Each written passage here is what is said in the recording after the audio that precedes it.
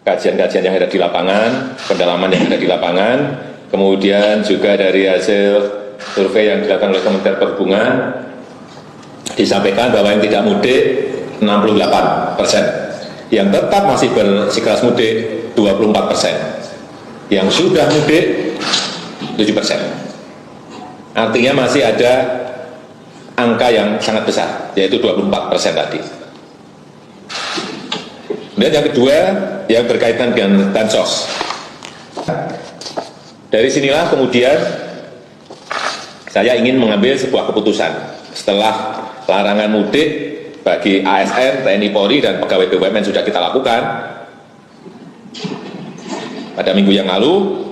Pada rapat hari ini saya ingin menyampaikan juga bahwa mudik semuanya akan kita larang.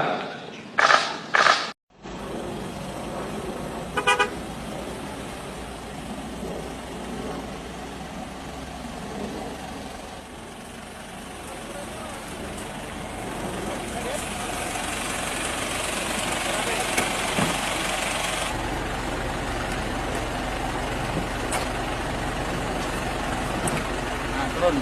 Super ya? Turun Pak ya. Ke sini Pak. Di sini.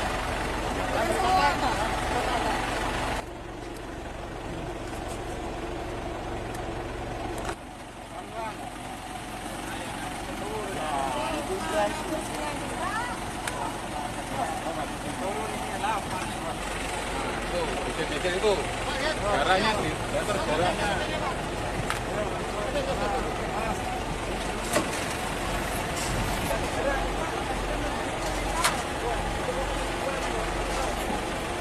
Sekarang saya akan bertanya kepada Dr. Brian Pasya mewakili pemerintah. Dok, sebenarnya ketika sudah ada statement dari Kemenhub bahwa mudik tidak dilarang di tahun ini, sebenarnya apa yang menjadi pertimbangan? Atau mungkin masyarakat menilai apakah karena sudah bosan melarang mudik karena masih banyak masyarakat yang pasti akan tetap mudik? Ini bagaimana, Dok?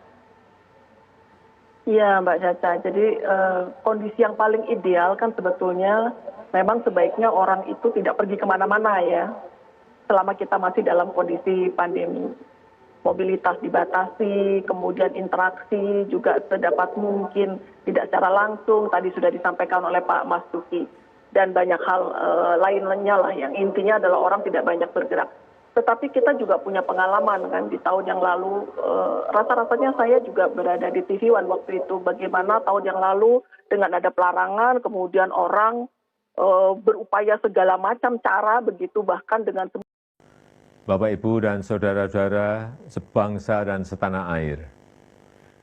Ramadan tahun ini adalah Ramadan kedua di tengah pandemi COVID-19 dan kita masih harus tetap mencegah penyebaran wabah COVID untuk tidak lebih meluas lagi. Untuk itu, sejak jauh-jauh hari, pemerintah telah memutuskan untuk melarang mudik pada Lebaran kali ini. Dan keputusan ini diambil melalui berbagai macam pertimbangan. Karena pengalaman tahun lalu terjadi tren kenaikan kasus setelah 4 kali libur panjang. Yang pertama, saat libur Idul Fitri tahun lalu, terjadi kenaikan kasus harian hingga 93%. Dan terjadi tingkat kematian mingguan hingga 66%.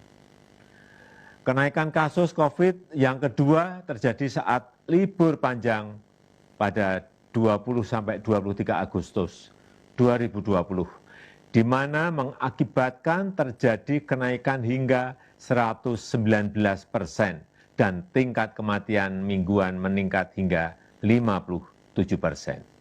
Yang ketiga terjadi saat libur panjang pada 28 Oktober hingga 1 November 2020.